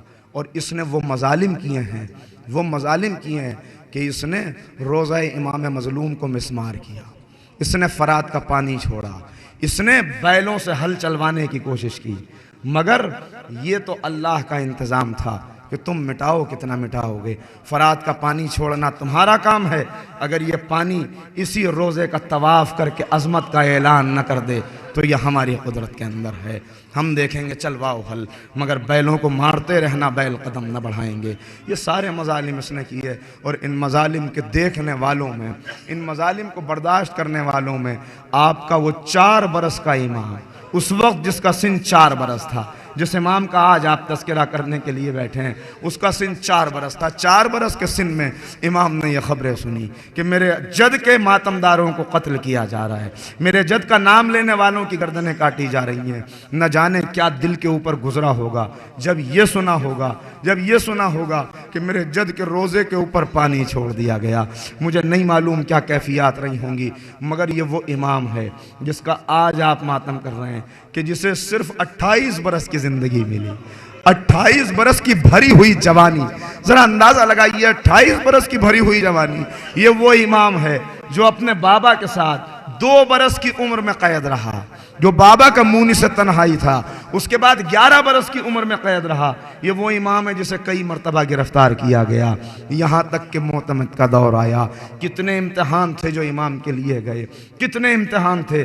कभी सरकश घोड़ा भेजा गया कि इसे काबू में करके दिखाइए, कभी ये मुतालबा किया गया अस्तगफिरुल्लाह, ये मुतालबा किया गया कि शराब पीजिए, कभी ये मुतालबा किया गया कि शेर सुनाइए, कभी ये इम्तहान दिया गया कि आपको शेरों के पिंजरे के अंदर डाल दिया गया, ताकि ख्याल यह था कि दरिंदे चीर फाड़ डालेंगे, मगर मालूम नहीं था कि इंसान दरिंदा हो सकता है, मगर दरिंदा इनकी अजमत को खूब पहचानता है। दुनिया ने जुल्म किए, कैसे जुल्म, यहाँ तक कि वो वक्त आया, वो वक्त आया अजीज़ों, मैं कहाँ से लफ्ज़े लाऊं और कहाँ से वो वाक़यात बयान करूं कि जिसे बयान करने से कलेजा फटा जाता है। वो वक्त आया कि ज़ालिम रूमी के सुपुर्द आपको कर दिया गया और नहरीर के कैद खाने के अंदर मुक़य्यद किया गया, जिसके लिए ये मिलता है कि इतना जुल्म, इतना ज़ालिम इंसान था, इतना जुल्म करता था कि इमाम को न पेट भर खाने के लिए देता था, न प्यास भर पानी प्यास बुझाने के लिए देता था। इमाम कैद थे। इसकी ज़ौजा इससे कहती है, तुझे मालूम है कि इसका अंजाम क्या होगा? अरे तुझे नहीं मालूम, तूने कितने बाज़मत को कैद किया हुआ है, तुझे नहीं मालूम ये फ़र्जंद रसूल है, इनकी अज़मत को समझ। इसने कहा कि मैं इन्हें उस इहाते के अंदर डालूंगा जहाँ पर शेर हैं। उसने इहाते के अंदर डाला, मगर फिर अज़मत देख ली, वाक़ये को छुपाने के लिए रिहा कर दिया। मगर मोतमद को यह नज़र आ गया था, जब वो मौका नहीं रहा वरना वाक़या बयान करता, जब नसरानी वाला वाक़या हुआ कि इमाम के दुआ करने से बारिश आई, और वो जो बारिश करा रहा था जिसकी वजह से लोगों के अकीदे बहक रहे थे, जब ये वाक़या हुआ कि इमाम ने तहफ़्फ़ुज़ किया अपने नाना की शरीयत का और इस्लाम का, तो यह आपका दुश्मन हो गया। उस वक्त कैद से तो आज़ाद कर दिया इसलिए कि हुकूमत बचाई थी इमाम ने, मगर घर के ऊपर मुसलसल निगरानी रहने लगी, घर के ऊपर मुसलसल निगरानी। यहाँ तक कि एक दिन अपनी हुकूमत शरबत भेजा जिसके अंदर जहर हलाहल मिला हुआ था, और ग़ुलाम को यह ताकीद कर दी कि देख अपने सामने ये शरबत पिला के आना, अगर न पिए तो तलवार गर्दन के ऊपर रख देना। ग़ुलाम आया, कहा कि यह शरबत पी लीजिए। आपने इनकार किया पीने से, तो एक मरतबा कब्ज़े शमशीर पर उसने हाथ रखा, का शरबत पी लीजिए। अपने अजदाद की सीरत पर अमल करते हुए इमाम ने रिज़न बिक़ज़ाइही व तस्लीमन लिअम्रिही कहकर उस शरबत को पी लिया। और शरबत के पीने के बाद ये कैफियत हुई कि इमाम बिस्तर के ऊपर कभी दाईं करवट लेते थे, कभी बाईं करवट लेते थे, तड़पते थे इमाम, हाथ और पैर मुतवर्रिम हो गए थे। आपका ग़ुलाम काफूर बयान करता है कि इस हुजरे, छोटे से हुजरे के अंदर हम 3 लोग थे, एक मैं, एक कनीज और एक इमाम। और इमाम का हाथ यह था कि हाथों के ऊपर इतना वरम आ गया था कि प्यास बुझाने के लिए पानी का जाम हाथ में लेना चाहते थे तो हाथों में राशा आ जाता था। यहां तक कि तीसरा दिन आया और इमाम ने क़िबला रुख होकर नमाज पढ़ी, खड़े होकर इमाम ने नमाज पढ़ी और क़िबले की तरफ देख के कुछ कहने लगे। वो कहता है कि अभी इमाम ने कुछ कहा था कि हमने देखा कि एक 5 साल का बच्चा जुल्फे बिखराए हुए, गिरेबान चाक, सर के ऊपर खाक डाले हुए, बाबा बाबा मेरा बाबा कहता हुआ दाखिल हुआ। उस बच्चे ने चांद सा चेहरा, अपने हाथ से इमाम का मुंह धुलाया, अपने हाथ से जाम लेके पानी पिलाया, हाथों का बोसा लिया। जब कुछ देर गुजर गई तो एक मर्तबा इमाम ने कहा, मेरे लाल अब वक्त विसाल करीब आ गया, अब तुम चले जाओ, मोतमिद के सिपाही आने वाले। मगर वो शहजादा जाता न था। इमाम ने अपनी कसमें दी। अरे कुछ दूर गया कि फिर पलट के वापस आया, फिर आके बोसे लिए, कहा मेरे लाल चले जाओ, खुदा हाफिज। यहां तक के इमाम ने जब मजबूर किया तो शहजादे चले गए। काफूर गुलाम कहता है कि इधर तो इमाम गए, उधर दाइए अजल को इमाम ने लब्बे कहा। दुनियाएं शियत हसन अस्करी से खाली हो गई। हाय हमारा मजलूम इमाम।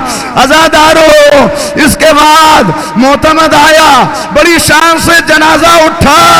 ये फातिमा के घराने का पहला जनाजा था कि जिसके अंदर 20,000 लोग शरीक थे। मैं कहूं हमारे बेटे ने नमाज भी पढ़ाई, बेटे ने गुस्ल भी दिया, मैंने मुख्तसर किया, मगर इसके बावजूद इमाम को गरीबुल वतन कहा जाता है। मैं कहूंगा आका 20,000 लोग शरीक थे जनाजे में, फिर गरीबुल वतन कैसे हुए? कहा गरीबुल वतन इसलिए थे कि बेटा मौजूद था मगर खुल के बाप को रो न सकता था। मैंने कहा आका इतना कहना चाहता हूं, अरे आपका जनाजा तो उठ गया मगर हाय करबला का शहीद, हाय करबला का इमाम कि जिसका जनाजा भी ना उठ सका। अरे मैंने गलत कहा, जनाजा तो उठा मगर कांधों पर नहीं, तीरों के ऊपर उठा। अज़ादारो, अज़ादारो, यही इमाम, यही इमाम। अभी रुकिए, अभी रुकिए, दो मिनट की और इजाजत चाहता हूं। यही इमाम कि जिसका आप आज जिसे पुरसा दे रहे हैं, वक्त के इमाम अपने बाबा का पुरसा ले लीजिए। इमाम जमाना अपने बाबा का पुरसा, मगर एक पुरसा वो है जो हर शबे जुमा ये इमाम अपनी दादी को देता है। वो पुरसा जानते कौन सा है?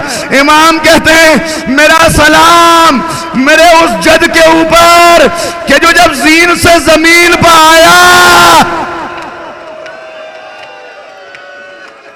अरे इमाम क्या अजीब जुमले कहते हैं, जब मेरे जद के माथे पर मौत का पसीना आ गया तो इमाम करबला की जमीन पर कभी दाईं जानिब झुकते थे, कभी बाईं जानिब झुकते थे, कभी दाईं जानिब। अरे मेरी समझ में नहीं आया क्यों बाईं जानिब झुकते थे। अरे मगर जब मैंने रिवायत बोली तो दिल कबाब हो गया।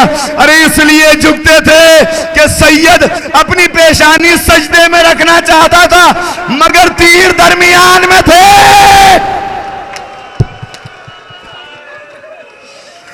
अरे जोर देकर तीरों को जोर देकर पुष्ट की तरफ से निकाला, पेशानी सजदे में की। शिम्र मुख्तार के दरबार में मुख्तार कह रहे हैं बता क्या जुल्म किया? कि जब हुसैन जमीन करबला पे तड़प रहे थे, मैं हुसैन के करीब गया, खंजर मेरे हाथ में था। इमाम ने मुझे देखा, कहा क्या तू मेरा कातिल है? कहा मैं हाँ आपका कातिल हूं। कहा एक मर्तबा अपना गिरेबान खोल। कहता है मैंने गिरेबान खोला, इमाम ने नजर की, कहा हाँ तू ही मेरा कातिल है। मैंने कहा कि आपने कैसे पहचाना? कहा मेरे जद ने मुझे इत्तला दी थी कि मेरे कातिल के सीने के ऊपर सफेद दाग होगा जो सूअर की शक्ल का होगा। शिम्र कहता है ए मुख्तार, ये जुमला, ये हदीस रसूल सुनने के बाद मुझे गुस्सा आ गया और मैंने सोचा कि हुसैन को बड़ी अजियत से कत्ल करूंगा। मुख्तार कहते हैं जालिम फिर तूने क्या किया? का पास में पत्थर पड़े हुए थे जो जालिमों ने हुसैन को फेंक के मारे थे, मैंने अपने खंजर को पत्थरों के ऊपर मारना शुरू किया। अरे आखिरी पुरसा है, आवाजें रोक के न रोना, दिल खोल के रो लो। मैंने पत्थरों के ऊपर खंजर को मारा, खंजर की धार टेढ़ी हो गई, सैयद का बाल पकड़े पुष्ट की तरफ से। अरे सामने की तरफ से नहीं, पीछे की तरफ से खंजर चला। हुसैन तड़पने लगे। दो जुमले और। मुख्तार कहता है फिर क्या हुआ? कहा मैं क्या बताऊं, हुसैन का सूखा गला था, टेढ़ा खंजर था, खंजर रुक जाता था, चलता नहीं था, चलता नहीं था। कहा फिर तूने क्या किया? कहा मैंने खंजर को उठाया और कुल्हाड़ी की तरह ज़रबें मारना शुरू की। पहली ज़रब लगी, हुसैन पुकारे नाना। दूसरी ज़रब लगी, हुसैन पुकारे बाबा। तीसरी ज़रब लगी, हुसैन पुकारे अम्मा। चौथी ज़रब लगी, हुसैन पुकारे अब्बास अब्बास अब्बास।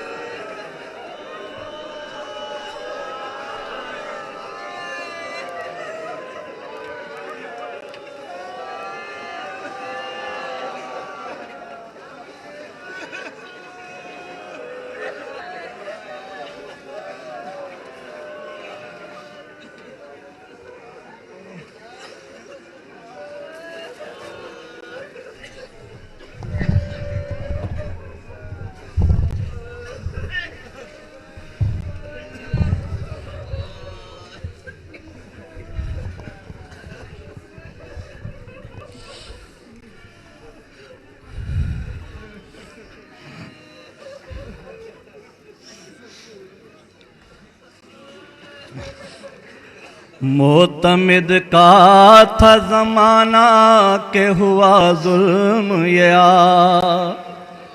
मोतमिद का था ज़माना के हुआ जुल्म या। दे दिया जहर शकी ने उन्हें बेजुर्म गुनाह। अरे चंद लम्हे भी न गुजरे के तड़पने लगे शाह।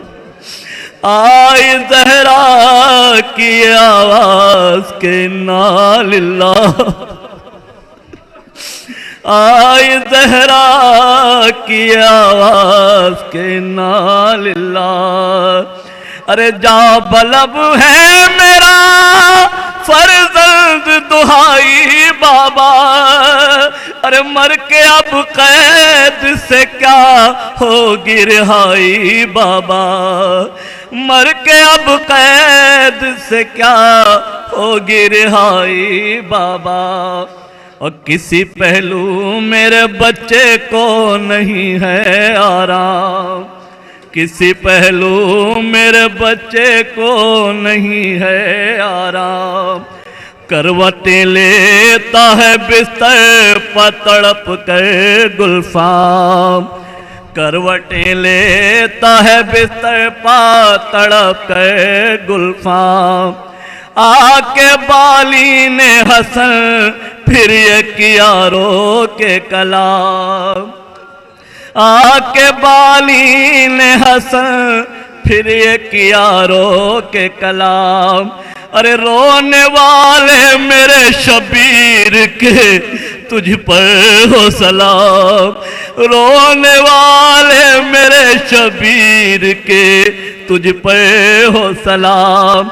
अरे नज़ा का वक्त है और आलम में तन्हाई है। अरे सर तेरा गोद में लेने को बुतूल आई है। नज़ा का वक्त है और आलम में तन्हाई है। अरे सर तेरा गोद में लेने को बुतूल आई है। सर तेरा गोद में लेने को बुतूल आई है। मोतमिद का था ज़माना के हुआ जुल्म या। दे दिया जहर शकी ने उन्हें बेजुर्म गुनाह। अरे चंद लम्हे भी न गुजरे के तड़पने लगे शाह। आई ज़हरा की आवाज़ के इन्ना लिल्लाह।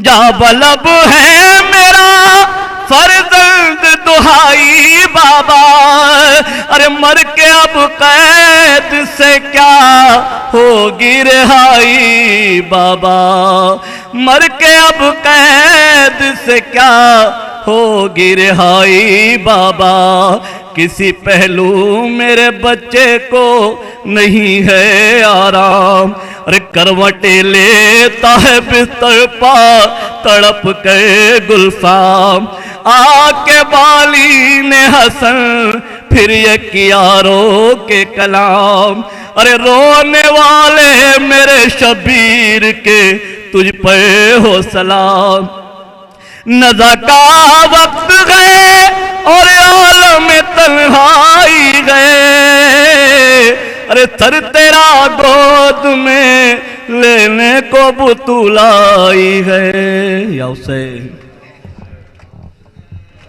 वो कीता कातल खजार दामू जख्मी,